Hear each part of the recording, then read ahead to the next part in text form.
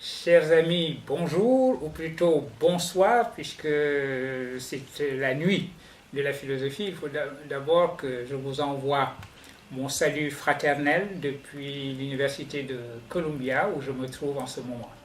Je voudrais, après vous avoir adressé mon salut fraternel, remercier le directeur Thierry Dessola de m'avoir convié à m'adresser à vous au moyen de la technologie. Je regrette profondément de ne pas pouvoir le faire en personne, en étant parmi vous dans notre bonne et belle ville de Saint-Louis. J'espère que cela se fera à une prochaine édition de la Nuit de la philosophie. Mais pour l'instant, je profite des ressources de la technologie pour m'adresser à vous et vous dire quelques mots et avoir ainsi l'illusion d'avoir voyagé et de me retrouver parmi vous comme je l'aurais souhaité. Si j'ai bien compris, pendant cette nuit de la philosophie, vos réflexions vont porter sur la question de l'universel. Et sur cette question, je voudrais dire quelques mots qui seront ma contribution en quelque sorte, mes paroles introductives à la rencontre qui est la vôtre et que vous organisez en ce moment. Question de l'universel, qu'est-ce qui fait que l'universel est une question ou qu'est-ce qui fait que l'universel est en question aujourd'hui? Je crois que la réponse tient en un mot, et ce mot, c'est pluralité.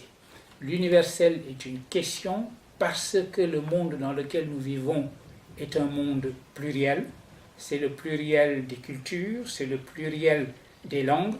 Alors, dans cette pluralité, comment envisager quelque chose d'universel? Si je fais une petite incursion dans la pensée de quelqu'un que j'aime beaucoup, qui est Édouard Glissant. Eh bien, Édouard Glissant décrit le monde dans lequel nous vivons comme un chaos-monde. C'est le mot, c'est le concept qu'il a inventé pour décrire ce monde pluriel, précisément, ce monde non pas de l'universalité, mais de la diversalité, comme il a écrit et comme il disait très souvent. Eh bien, c'est un monde où il y a de la relation, évidemment, ce n'est pas un monde d'îlots radicalement séparés, c'est un monde de la relation, mais c'est aussi, dit-il, un monde de l'opacité. Autrement dit, quand nous partons de la pluralité, quand nous partons du pluriel des langues et du pluriel des cultures, il n'est pas question de faire un saut dans l'universel et de réduire toute cette pluralité à une forme d'unité. Cette réduction serait totalement artificielle. Il faut donc prendre au sérieux le pluriel.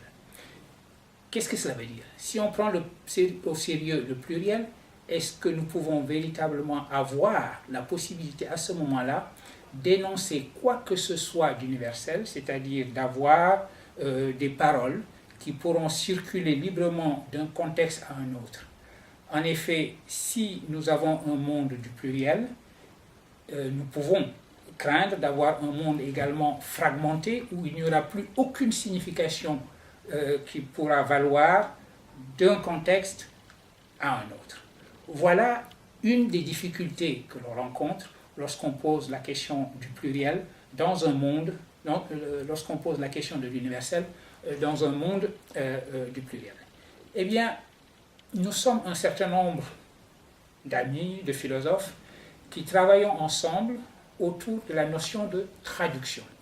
Nous sommes un certain nombre d'amis philosophes, dont mon collègue et ami Étienne Balibar, qui est mon collègue ici à Columbia depuis qu'il a pris sa retraite en France, a estimé que ce qui nous permet quand même de mettre en chantier la notion d'universalité, c'est l'idée de traduction.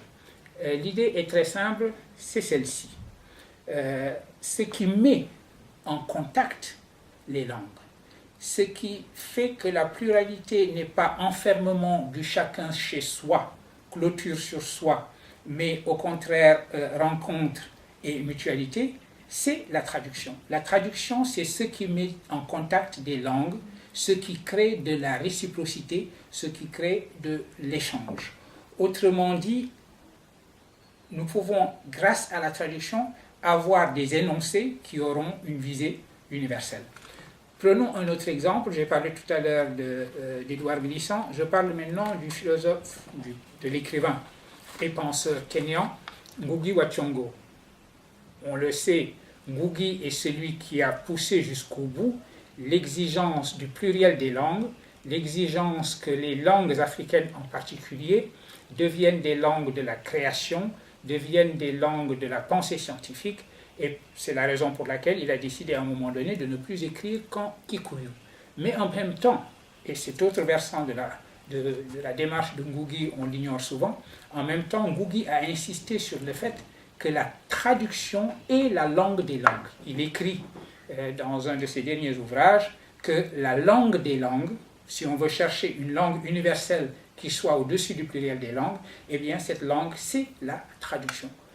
Ce que tout cela nous enseigne, c'est que l'universel qui est aujourd'hui en question, c'est l'universel qui était l'apanage d'une culture ou d'une géographie particulière qui estimait qu'elle était l'universel, l'incarnation de l'universel, le logos même, la langue supérieure à toutes les autres langues ou la culture supérieure à toutes les autres cultures. Dès lors que nous vivons désormais dans un monde décolonisé, l'universel prend le visage de la traduction. Et à ce compte-là, à ce moment-là, l'universel que nous recherchons est une tâche et ce n'est pas quelque chose qui est donné. Voilà les quelques mots que je voulais jeter dans l'escarcelle comme contribution à la discussion très riche qui sera la vôtre. Et je suis heureux de savoir que vous allez mettre justement vous-même en chantier cette question de l'universel. Au revoir et bonne nuit de la philosophie.